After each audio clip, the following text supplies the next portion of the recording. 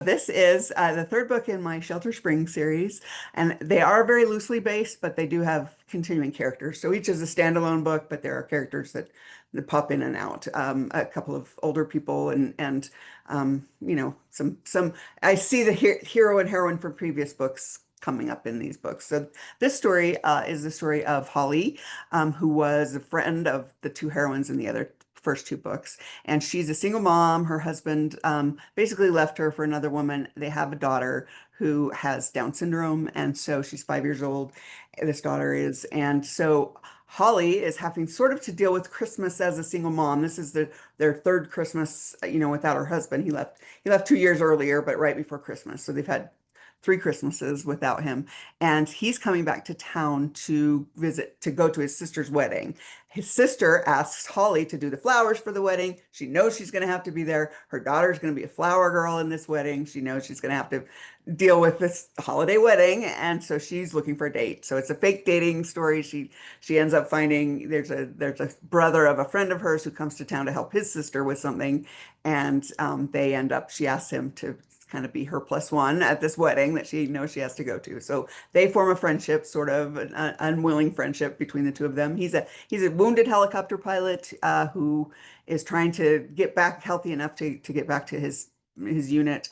Kind of doubtful that that's going to happen, and so he's kind of dealing with that. He's also got some family stuff where he's been estranged from his father, who was a very strict, hard military guy, and he's resentful of that. So they both have things they have to work through. That's my favorite kind of story to write, when two people both have to figure out what they can fix in the rest of their life so that their world is open and their hearts are open to a relationship with each other. And it's a tough time for a lot of people, and I try to address that in my book. In fact, it's dedicated to anybody who's missing someone that they love this holiday season, because we all have had holidays when we're not with everyone that we love. Either they've passed away, or we're estranged, or they can't be home for some reason.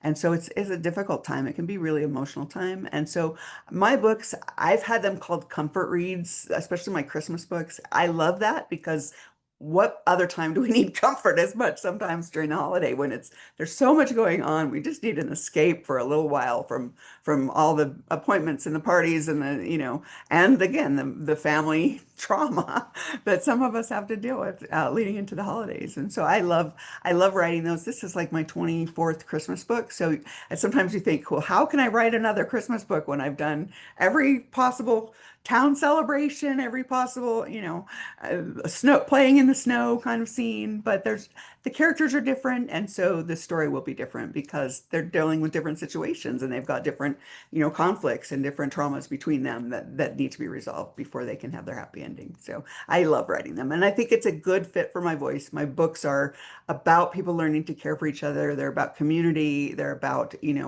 reaching outside of yourself to make the world where you live a better place. And so I think that's kind of a good fit for holiday books. Every time I start a Christmas book, I get so excited and so happy, because there are certain conventions you're going to do. There's certain time limits. The book has to end around Christmas time. You can't drag it out into, so you've got it really kind of starts Thanksgiving, ends at Christmas, because you don't write a Christmas book that starts in the middle of the summer. So you've got a set time limit, and you've got to figure out how to bring these people together in this set time limit. So there's definitely a challenge to it, but it's also a great joy. It's really fun.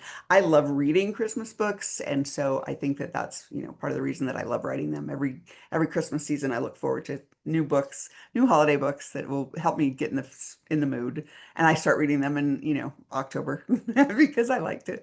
And that's usually that I'm wrapping up a book right now for next summer, so I'll be starting next year's Christmas book in September probably. So, I have to start getting in the mood. So it's nice for me that we start getting all the Christmas decorations in the stores early, and I can kind of help walk through Hobby Lobby and look at all the different things. I don't know if it's ideas about the plot, but it gives me ideas for things that I can describe, decorations and things like that.